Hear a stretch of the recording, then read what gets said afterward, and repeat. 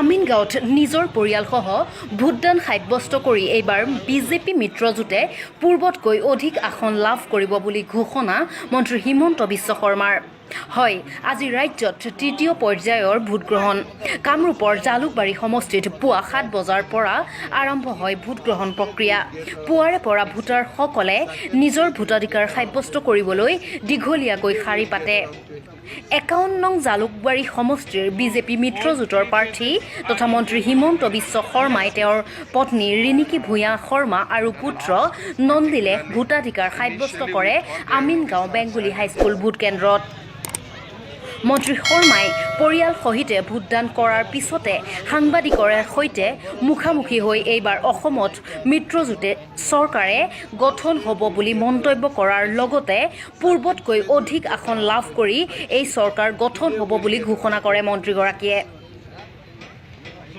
Kamrup bureau Pankaj নাথৰ report. আজি আমাৰ 40টা সিটত ইলেকশ্যন হৈ আছে।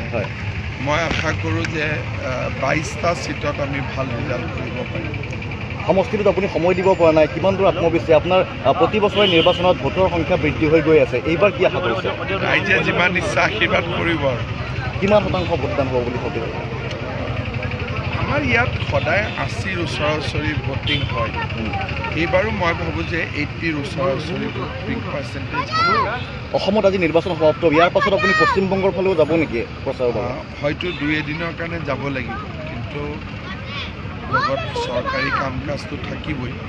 আৰু চাওঁতে চাওঁতে 2 মে' আহিয়ে যাব।